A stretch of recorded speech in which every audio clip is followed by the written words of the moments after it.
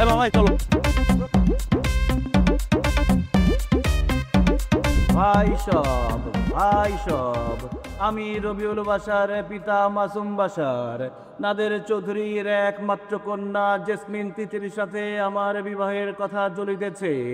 Jasmine তিথির যদি কোনো বয়ফ্রেন্ড থেকে থাকেন তাহলে প্রচারকারী বরাবর চলে আসেন, প্রমাণ দিয়ে যান যে আপনি জেসমিন তিথির বয়ফ্রেন্ড, তাহলে আমি এই বিয়ে ভেঙে দিব। ভাই সব প্রমাণ যদি দিতে পারেন আপনি জেসমিন তিথির বয়ফ্রেন্ড। আপনার কি মাথা নষ্ট হয়েছে? আপনি কি করতেছেন এগুলা? মাইকিং করতেছি। আপনি আমার ছবি এত বড় টানায় তারপর মাইকিং করতেছেন, তা আবার আমার ভার্সিটির সামনে কেন? আরে আমার জানতে হবে না আপনার কোনো বয়ফ্রেন্ড আছে কিনা? আমার এই মাইকিং এর পরে তো প্রমাণ হবে যে আপনার কোনো বয়ফ্রেন্ড আছে কিনা। বয়ফ্রেন্ড চলে আসছে তাহলে আমি বিয়ে ভেঙে দেবো, আর যদি বয়ফ্রেন্ড না আসে তাহলে আমি আপনাকে বিয়ে করবো, সমস্যা নেই। আপনার আমাকে বিয়ে করতে হবে না, আপনার বিয়ে ভাঙতেও হবে না, আমি বিয়েটা ভাঙা দিতেছি। আপনি প্লিজ এগুলো বন্ধ করেন।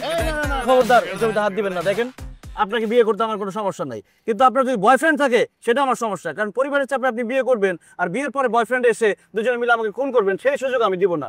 মানুষজন আমার উপর হাসাহাসি করতেছে, আপনি প্লিজ এগুলো বন্ধ করেন। হাসুক কাজুক তাতে আমার কিচ্ছু যায় আসে না। দেখেন এই পর্যন্ত আমার 72টা বিয়ে ভাঙছে এবং সবকটা মেয়েদের দোষে ভাঙছে। এখন যদি এই বিয়েটাও ভেঙে যায় আমার বাবা ভাববে যে আমার দোষে বিয়ে ভাঙছে, কিন্তু আমি প্রমাণ করে ছাড়বো যে আমার কোনো দোষ নাই, আমি ঠিক আছি। মেয়ের যদি দোষ থাকে বিয়ে তো ভাঙবেই। মামা চলেন তো। ভাই সব জেসমিন তিথির যদি কোনো বয়ফ্রেন্ড থেকে থাকে তাহলে প্রচার গাড়ি বরাবর চলে আসেন।